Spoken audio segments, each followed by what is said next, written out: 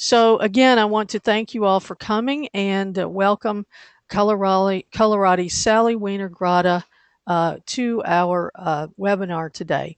Sally is a photographer, an author, and an educator who's been in the world of digital capture and output since the very earliest days of digital media. She's an early adopter of technology and an innovator in the field. She's co-authored 8 books, including PC Magazine Digital SLR Photography Solutions with husband Daniel Grotta. And she also has a new novel published this year and is working on another novel. She teaches master classes with very limited enrollment at her studio in the beautiful mountains of Pennsylvania. She's producing great information on Google Plus Hangouts as well, and she'll tell you more about how to find out about all of those things in just a few minutes. I first met Sally when she was in the first year or so of her wonderful American Hands project, about which she'll be sharing some information and images with you today. And before I had read any of the work that she authored, I already experienced her as a storyteller in her images from this particular project. We're so happy to have Sally with us today to share with you her workflow for creating magazine-style books using HP MagCloud, and I'm delighted to introduce you to my friend, Coloratti Sally Wiener Grotta. So let me just turn over the uh, screen to you, Sally, and you can take it away. Hello there. This is Sally, and I'm delighted you're here. Um, I I believe you're seeing me on here, though I'm not seeing that. Brenda, is that correct? We're not seeing you on, so you'll try sharing your webcam in addition. There we go. There I am. Hello, folks. Sorry about that. This is a new technology for me for webinars.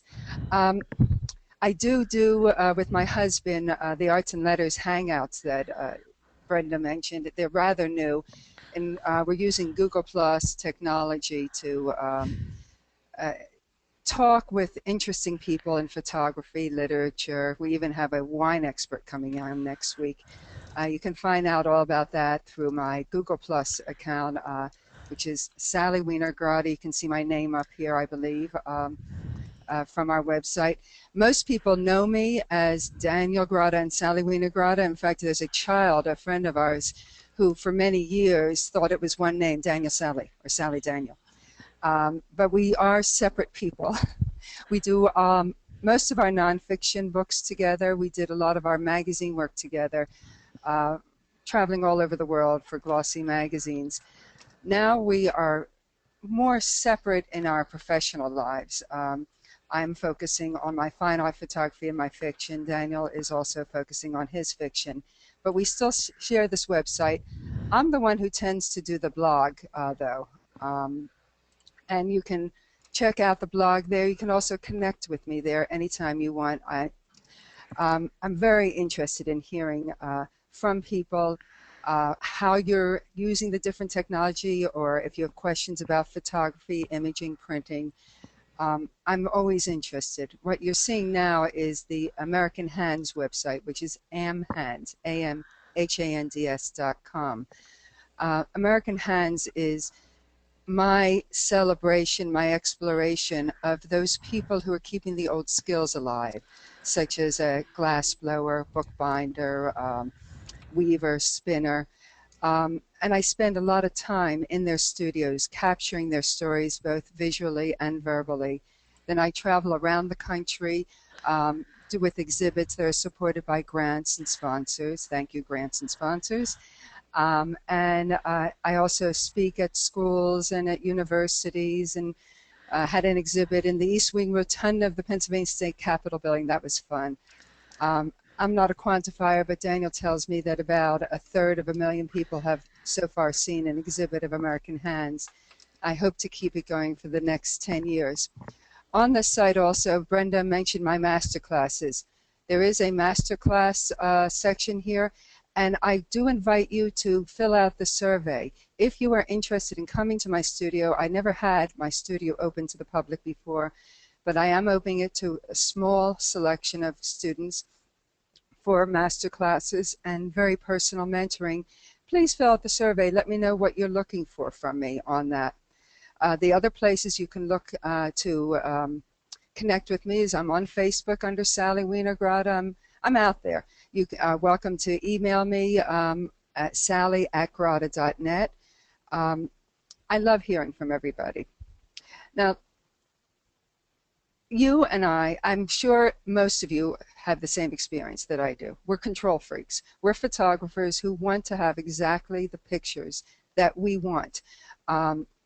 We spend so much time making sure it is exactly the picture that we dream it to be. I do all my own editing, my printing. I stretch my canvases or mount and frame the pictures. I design the installations. I do the installations, as you can see here on the screen. I'm just really, really particular about what it is. So I'm obviously going to be very particular about my color and my tonality, and that requires proper color management. I don't know how many of you have been in this business for a while. As Brenda mentioned, I started when digital was very, very young. Most people didn't even know what digital was. In fact, the first digital camera I had was called an analog camera because the hard drive was off camera. It wasn't part of the camera, and I was not capturing digital data. But the big issue was that we had no color management, and when we printed, we had no idea what we were going to get. I wasted more expensive media and inks, printing and reprinting. To me, it's a miracle that we now have proper color management. Now, when I calibrate my monitor, I do use the X-Rite i1 Pro, Photo Pro. And the reason I use that system, which is more expensive and more extensive than the i1 Display Pro, is that I'm very careful about making sure I have print profiles. I use a variety of media, from fine art textured papers to canvas to all kinds of strange media. I'm experimenting on spun silk right now, for instance. For one exhibit, I actually opened up a brown grocery store paper bag, and I printed on that. That was a lot of fun. But obviously, I need to know how the ink is going to lay down on the media, and I need to know it really, really well. If you don't need the print profiles, then the i1 Display Pro is a very good option. That's for the monitor.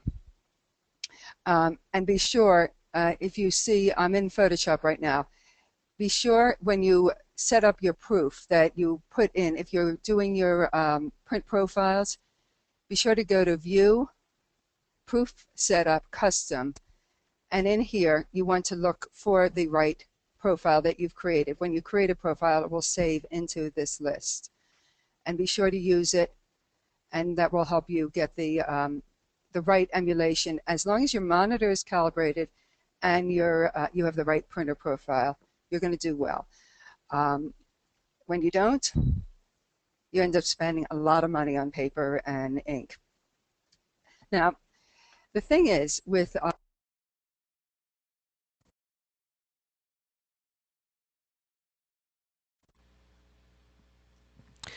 Sally, we've just lost your audio. If you can hear me, I'm not. Okay, is that Okay, better? there, you're back. Okay, great. Okay, now there I am.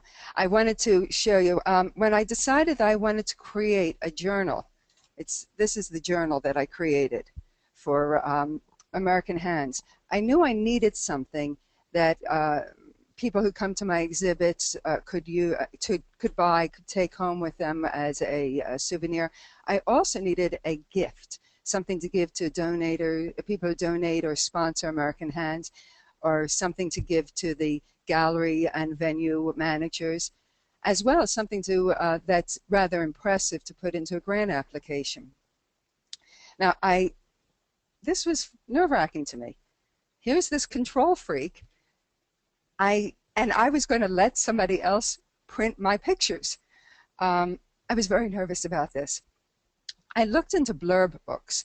Blurb books make gorgeous, gorgeous books, and I have several friends, photographer friends, who've done some fabulous books with blurb. But I priced it out, and for a soft cover, 20-page, 8 by 10, it would have cost me $23.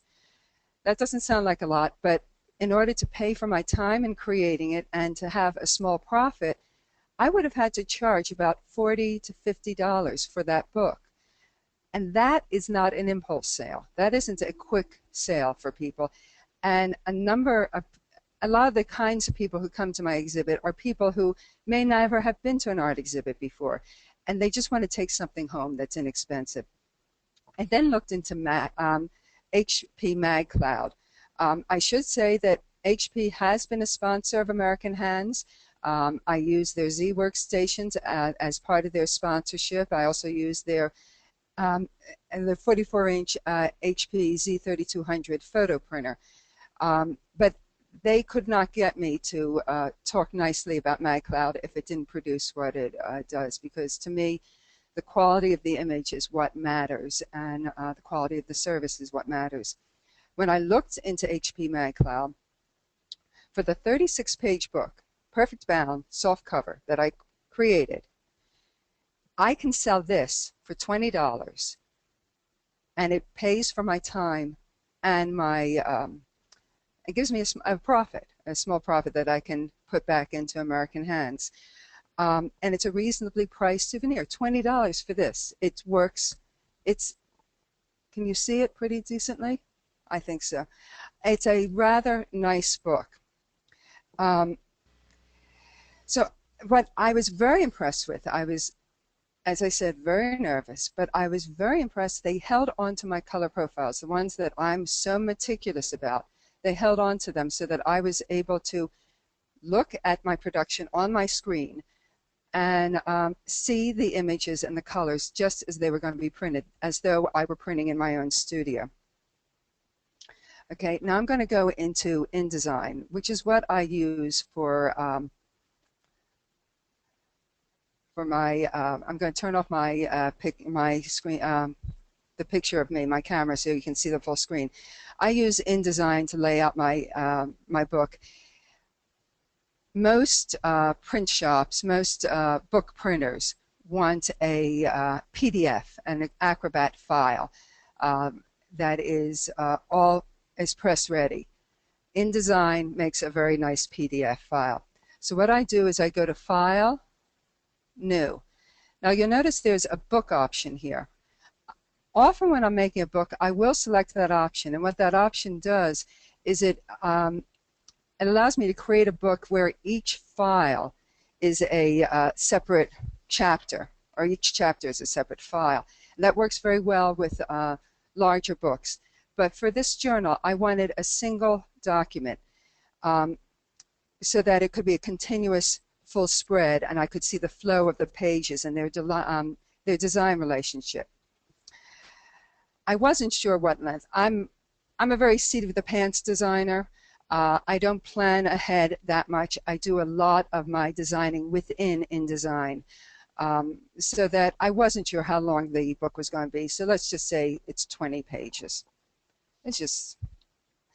Now, interestingly, with digital publishing, the rules have changed. It used to be, and it still is with traditionally published books, that a book has to be a multiple of a signature. A signature is typically 8 pages that are stitched into the book, so that a book can be 8, 16, 24, 32. It couldn't be 30. They would throw in some empty pages in a 30-page book. But with this digital print on demand, you can have multiples of 2, which makes it very easy to add or subtract pictures. You just have to have 2 pages, excuse me, add or subtract pages. And you just have to have 2 that goes in or out. For right now, I'm going to say it's a 20-page book. It ended up being a 36-page book. Now, it's important to click facing pages. I'm going to turn on my screen so I can show you why.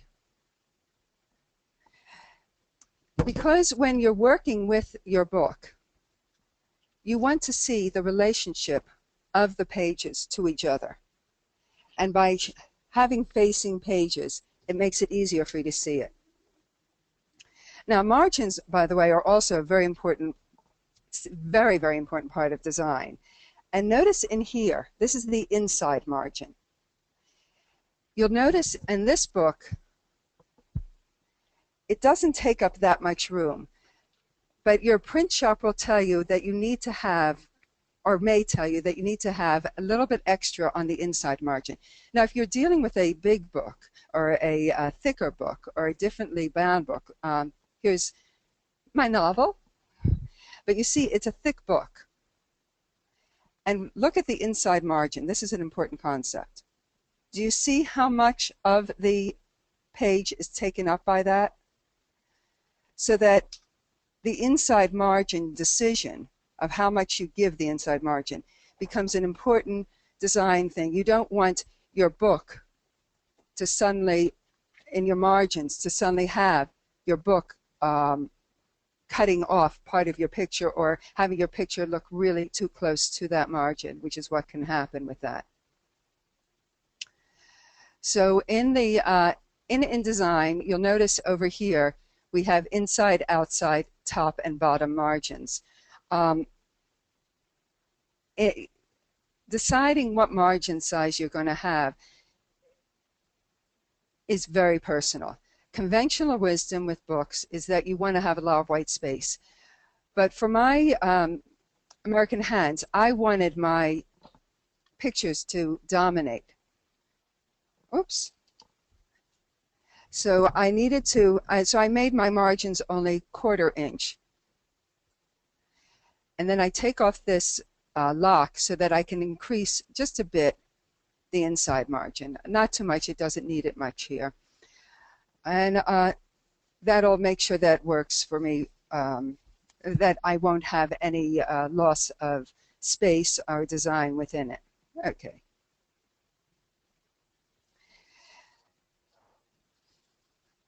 Now, placing a photograph is probably going to be very familiar to many of you. Go to File, Place. And I'm going to place Grace with Lamb. I double-click. It's an easier thing. It loads my cursor. Dragging a picture from a folder or whatever can sometimes be problematic, so I would recommend using the Place command. I have never tried it, but I have heard people talk about it sometimes corrupting their files. Then using my cursor, which is loaded with the picture, I draw out a rectangle. It will keep my proportions correctly for the file. You'll notice that that pink line came up. That's telling me that it's at the half point of the page. I never put my pictures at half points. So there's my picture now. Now I'm going to want to wrap my text around it. So I'm going to go here to Window to Text Wrap. With the picture still selected, I'm going to choose text to wrap around the bounding box. Now, as I increase this figure, you're going to see the bounding box increase. And that is telling me that text will be offset that much. And you can change it. You can edit this later. So the text will be offset. It won't be right up against the picture, which is an important issue. Now with my text tool, I'm going to draw another rectangle. And I'm a writer, and as well as a photographer.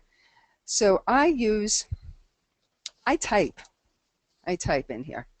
So I'm going to just type some text. And I'm always typing. Let's see, this is about Grace and her lamb. And the wool for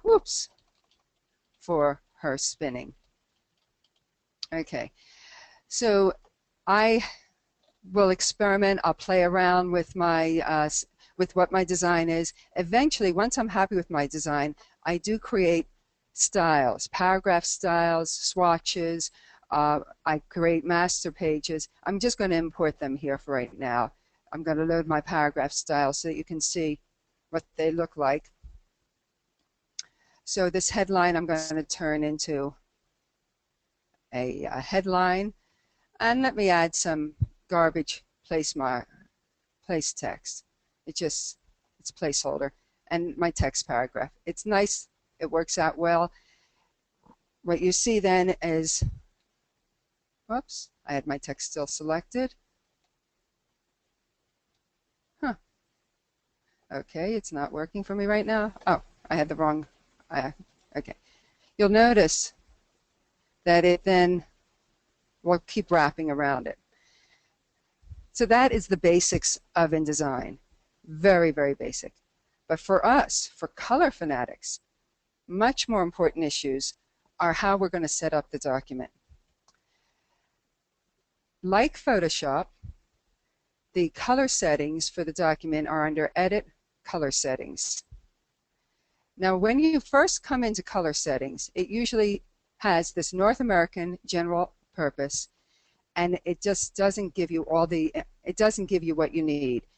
For most print shops, talk to your print shop or your print service. HP MagCloud certainly liked this one. North America Prepress is the setting you want. So that the original RGB is Adobe RGB. That's you don't convert your pictures to CMYK in Photoshop. Try to keep your profiles as they come from your camera. I always convert my RAW to Adobe RGB and 16-bit color. Keep the Adobe RGB intact. Do not keep 16-bit color. While I'm sure there are some print shops out there that can handle 16-bit, I have seen some bad conversions.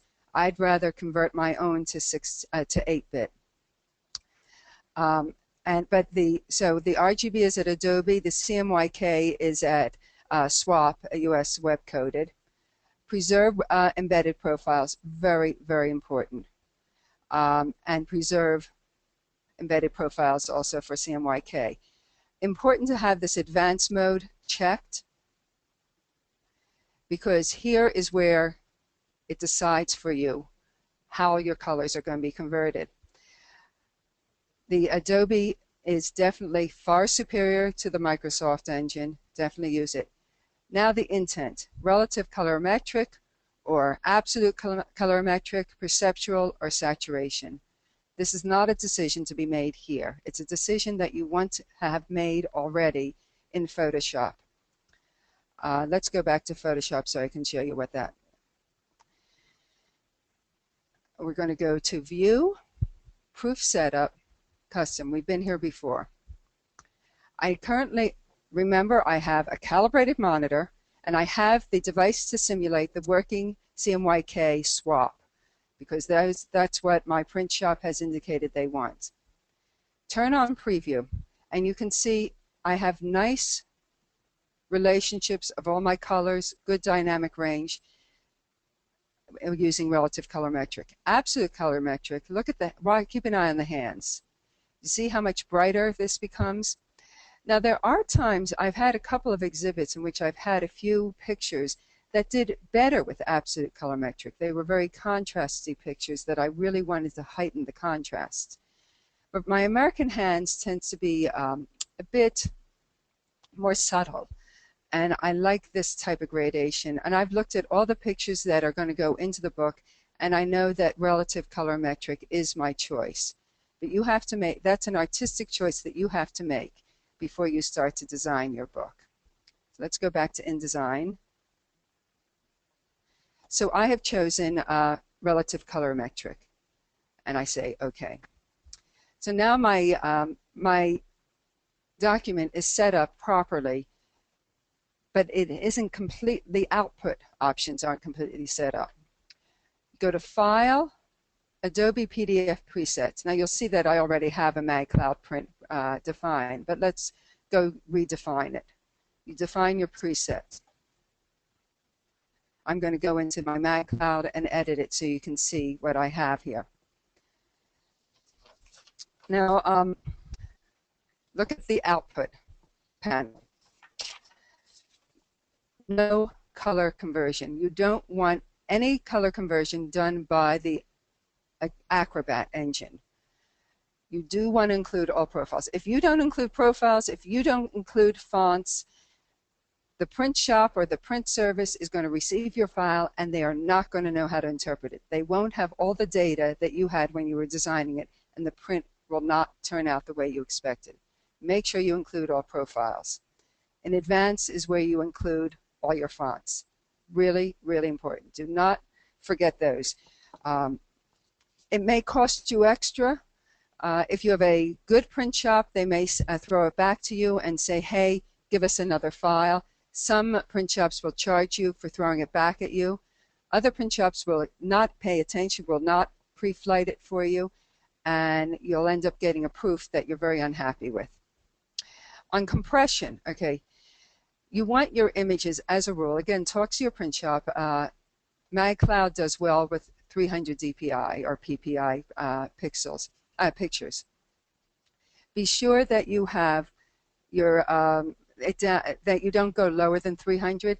Usually I prepare many photographs for this, but as I said, I'm playing in InDesign, so I may have pictures that are larger than necessary in here. So I allow the export engine to downsample. I have not had any problems on that. Okay, and there was one other thing I wanted to point out. Oh, there it is. The crop image data to frames. If you have a picture that's larger than what's showing in your frame, go ahead and click the crop image data to frames.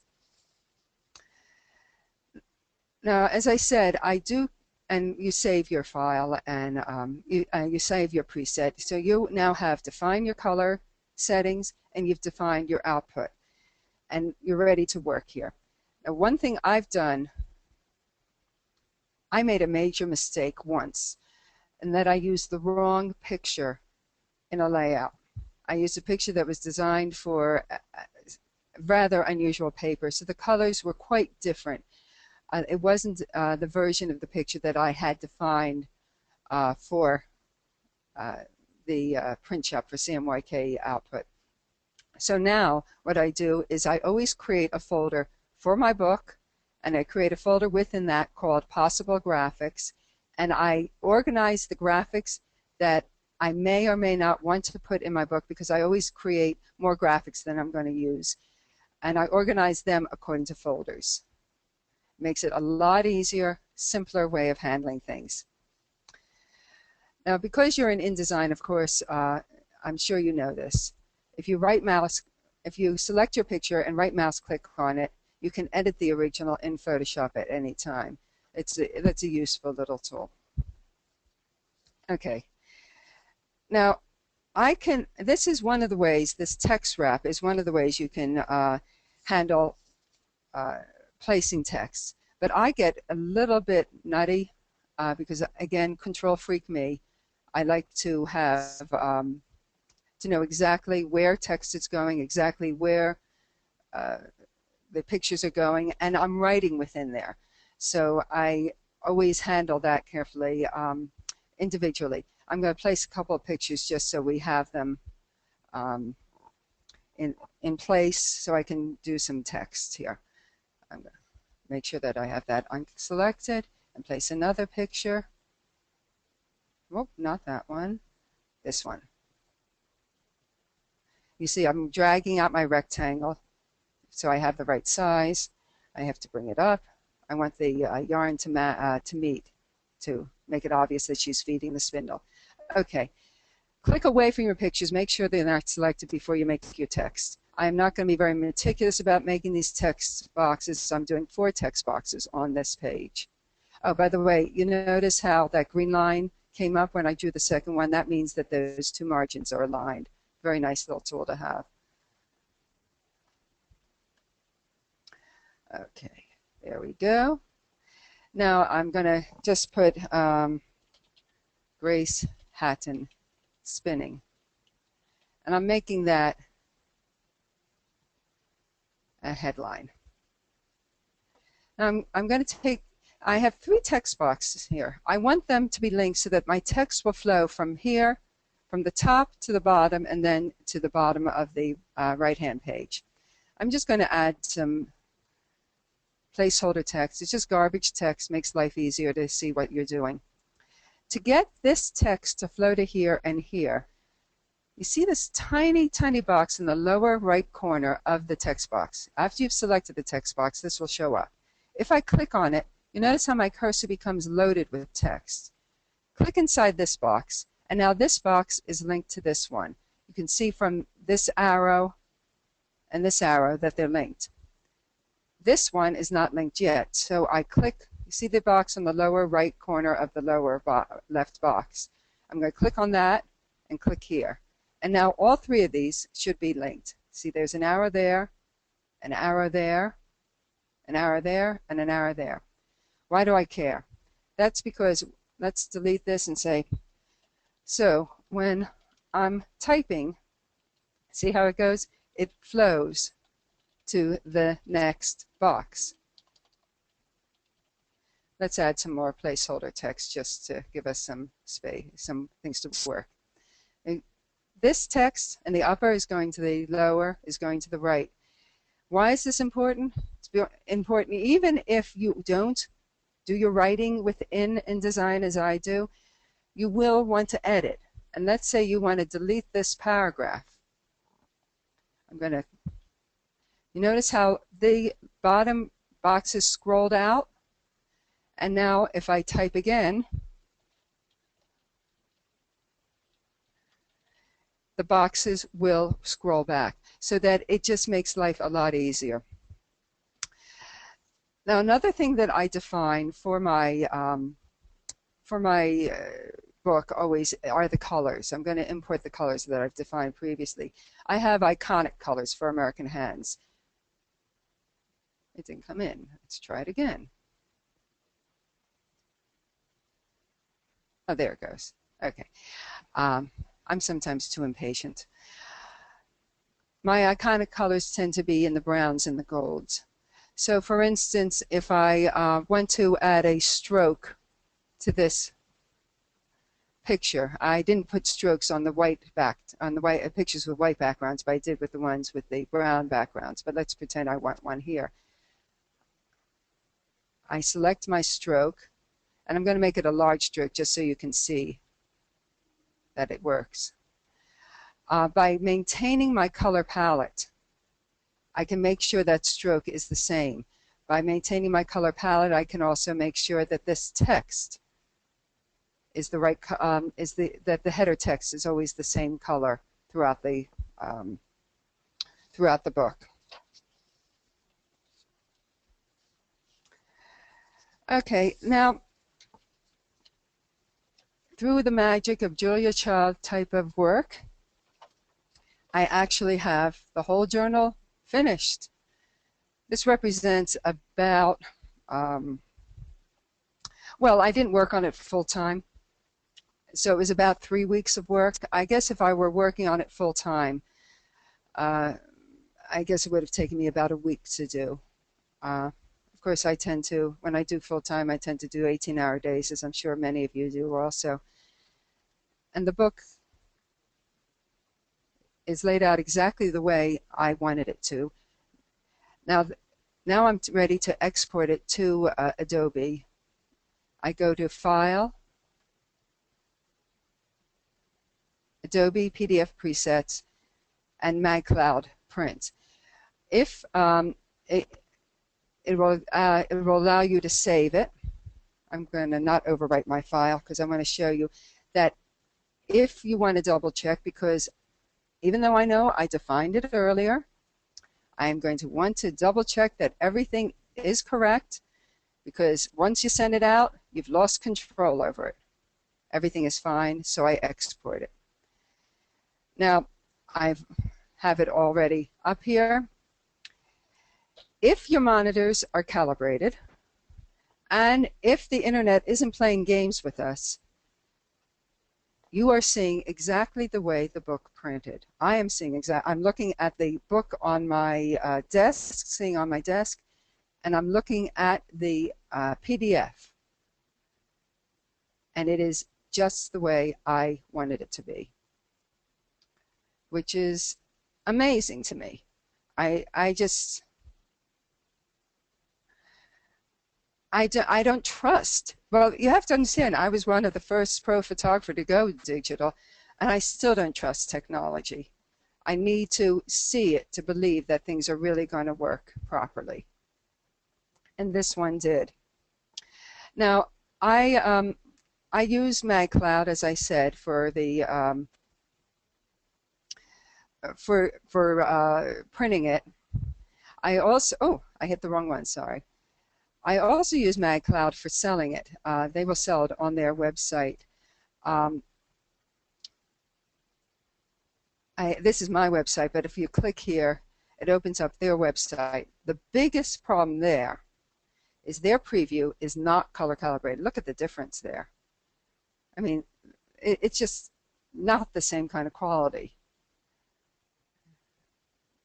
It's unfortunate. I mean, oh, look at that. So color calibration really matters. Of course, they assume nobody who's looking has a calibrated monitor.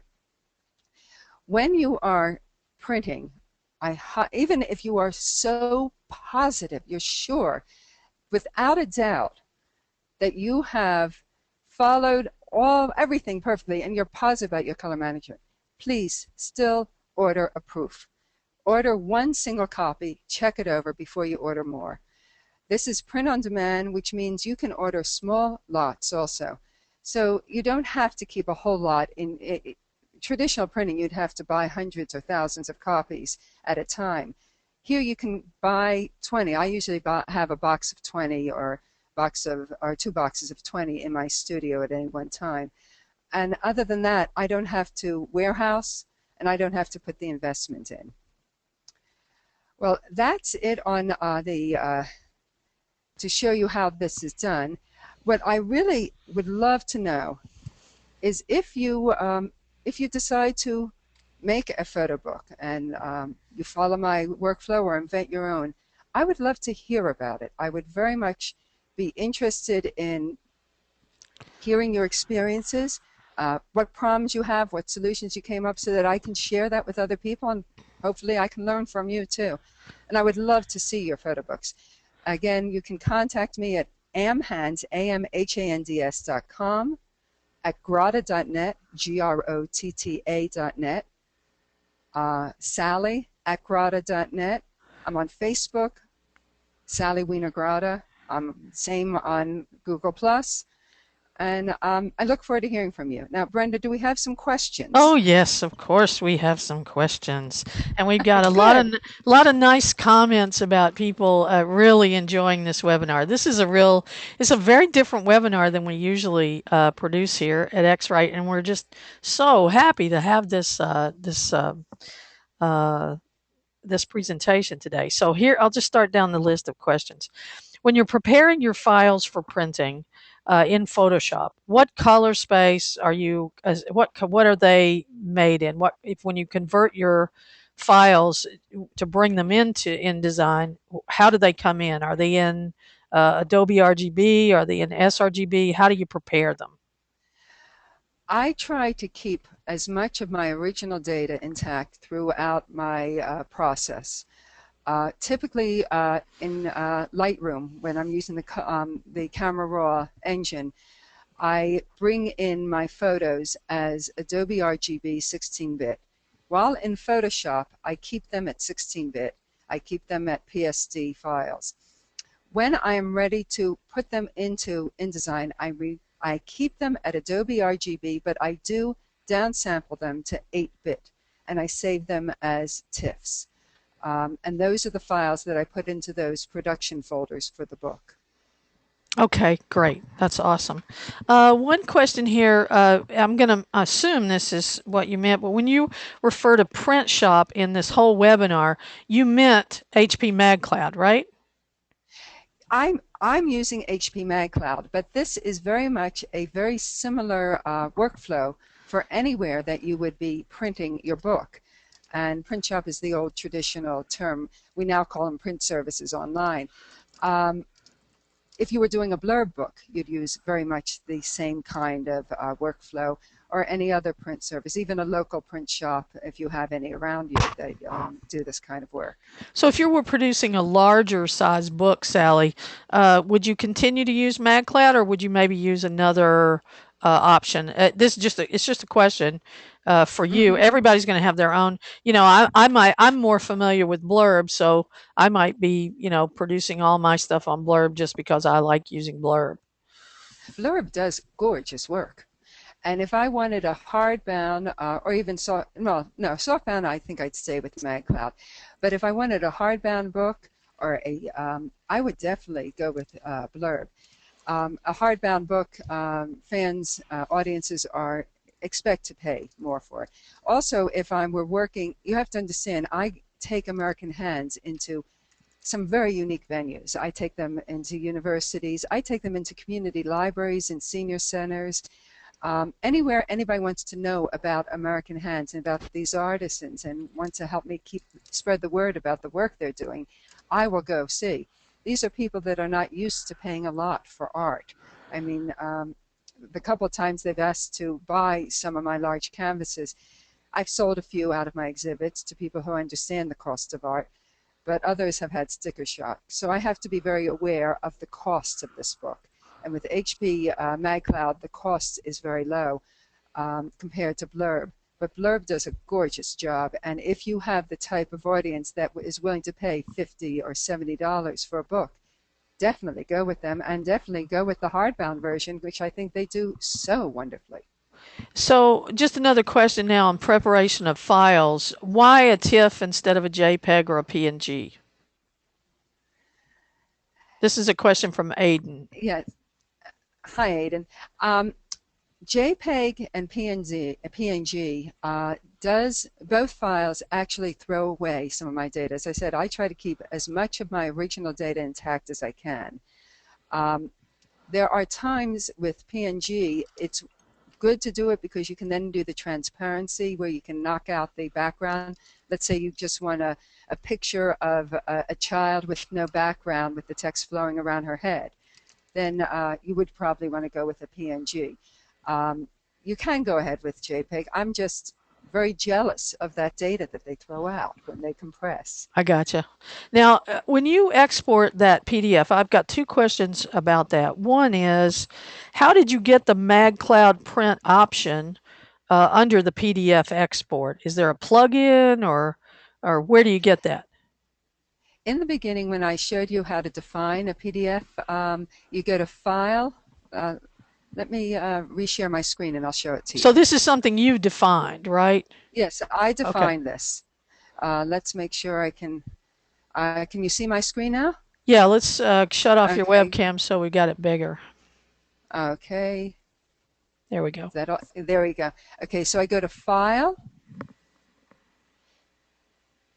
Adobe PDF Presets, Define. So you created And the yes, and I MagCloud. created that. Got it. I created it. Okay, and here it comes. So I can create a new one. Rather, I just showed you the one that I had by doing edit, but I can create a new one, and I can name it MagCloud.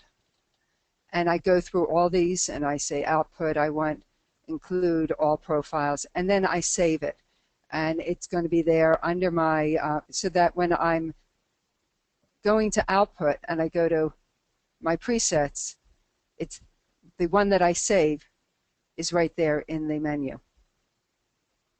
Okay? Now, this is a rookie question because I'm not used to using InDesign, and I got a feeling a lot of our folks here today may not be that familiar with InDesign. But when you output this PDF, are the photos now embedded in that PDF, or are you still providing the photos to the printer in a separate file? It is all, it's all one thing. It's really, really neat that way. Acrobat PDF was designed so that you could share printed documents, and you could use all kinds of great typography and images, and whatever you designed on your screen, other people would see exactly the same. You know, when you share a Word document, the text will flow, the pictures will move, whatever. This creates actually pictures of the document that's intact, exactly the way you designed it, which is what makes it such a wonderful format for transporting your book to the printer. And by the way, for people who are not familiar with InDesign, in recent years, Adobe finally understood that there are people from Photoshop who go to InDesign, or from Illustrator who go to Photoshop or InDesign. They are actually have attempted to keep the commands that you're used to where you're used to having them. So therefore, in Photoshop, under Edit, you're used to finding your preferences at the bottom there. You're used to finding the color sign settings. And so you will find very similar kinds of commands where you expect it, which is quite a relief. Yeah, it is. So, let's see. Do you make templates for your magazines, or are you, and would you suggest that for someone, or are you just uh, custom doing every single one of them? I have master pages, which are like templates. Um, and so I have master pages that are for, you can see me scrolling through my page panel here. No, They're we're not for the, seeing your screen right now. oh, So, you're not seeing my screen right now? right. I am sorry. That's There. okay. Can you see it now? No, there we go. Okay, sorry about that. That's I okay. hope you saw where I was. I thought I'd shared it to show where to define the PDF. If anybody has any of those kinds of questions, feel free to contact me afterwards, Okay. or tell Brenda on your questions that you didn't see something, and we'll try to get it in.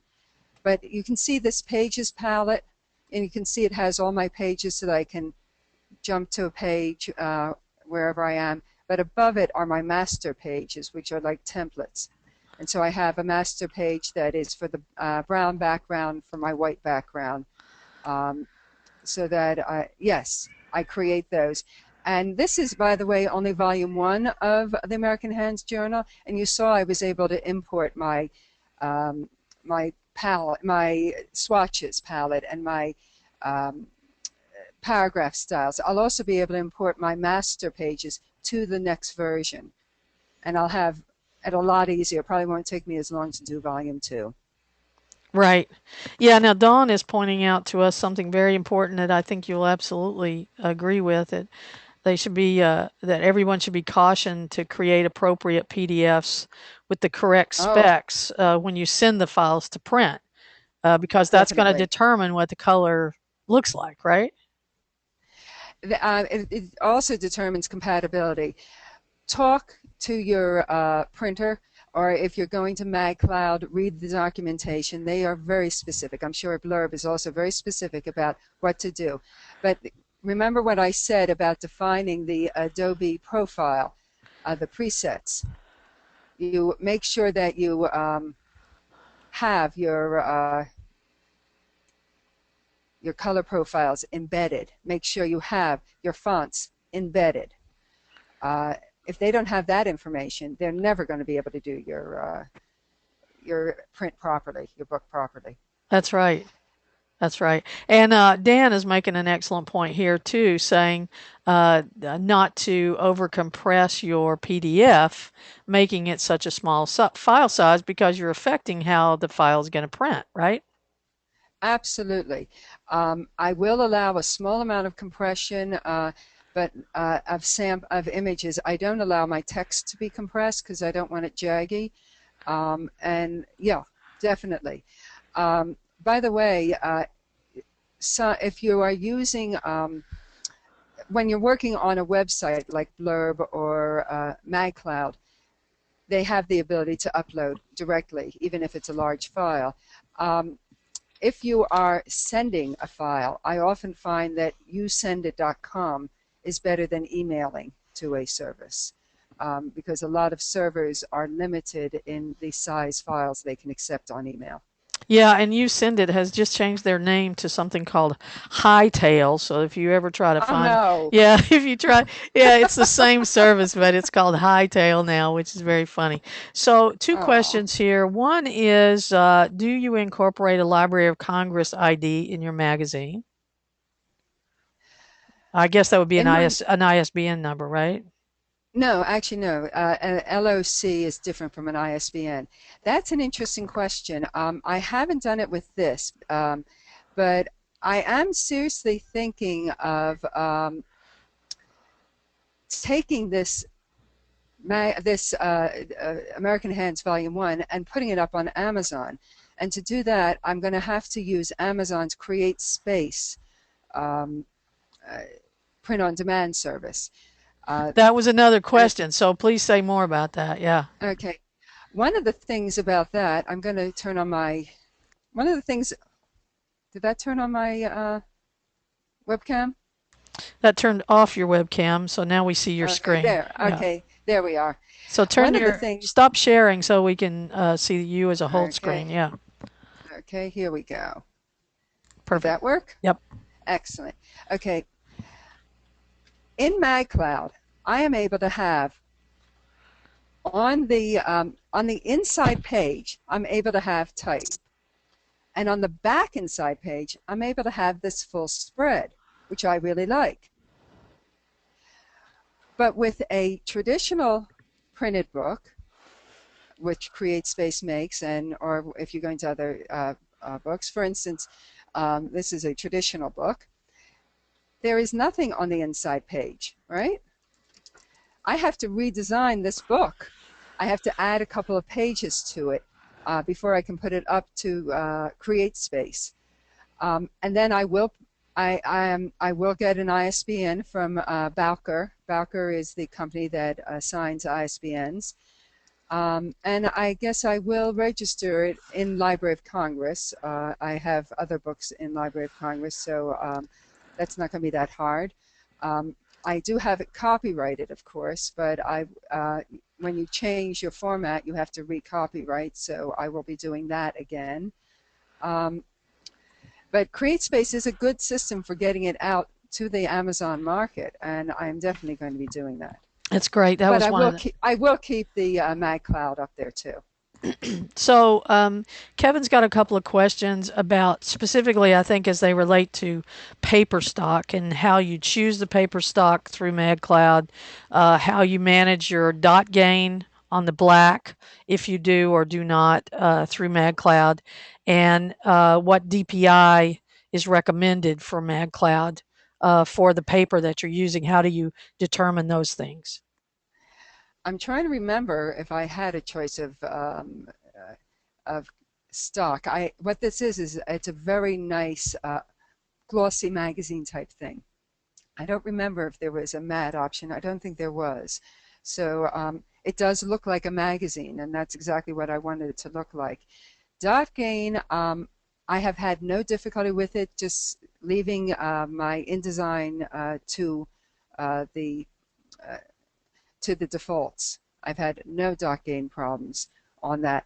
DPI, 300 DPI is recommended for MagCloud. And then Kurt has another question. I'm not sure I understand the question, so I'm just going to ask it because it may be that I just don't understand the process well enough. What CMYK black point are you using for your black backgrounds? So I understand that, but I actually don't have any black background on this. Where you see this is actually a defined brown, it's actually a very dark red that is defined in here. It's a brown. So I don't have any true blacks in here. With a lot of these pictures, it's the darkest is a very, very dark brown because of the sepia tones. Now, speaking of those And sepia, I frankly leave. I just want to say I do leave InDesign the CMYK definition at default. I've had no difficulty with it. okay, I think that probably answers the question. Now, one last question. We're getting pretty tight on time here. I'm assuming that you're using Adobe's RAW converter. You're shooting in RAW. You're doing your whatever changes you're going to make to your photo. If you're going to make it sepia, if you're going to leave one color active, all the changes that you're making to make the artistic representation of your image before you process it. Right? You're not doing any Oh of this yeah. afterward. Yeah, talk a little I bit use about that. I use Lightroom for all my work. I use Photoshop for compositing and for typography, but I am almost always in Lightroom these days. Just as when I had a chemical darkroom, I used to spend hours and hours there. Now I can spend all night in Lightroom, and I use the raw file conversion within Lightroom, taking it into Photoshop. So I do believe in working as much as possible on original data, which means I keep it in raw file format as long as I can. And then when I'm in Photoshop, I keep the original color model, 16-bit color, for as long as I can. And I save that file off. I don't save over that file. That's that's fantastic. Well, you know what? We are just completely out of time for today. So I want to thank you very sincerely for coming and doing the webinar for us today. We've had a lot of great comments. A lot of folks have really enjoyed this webinar today. It is definitely something a little bit different than we're used to doing here at X-Rite, and we're just really happy that you came to do this for us today, Sally. It was great fun. Delighted to be here with all of you. And as I said, I'd love to hear from you and hear how it went for you. Thank you very much, Brenda. All right, it's our pleasure. Okay, everybody, have a great day and come back and join us at another X-Rite photo webinar sometime real soon. Bye-bye. Bye.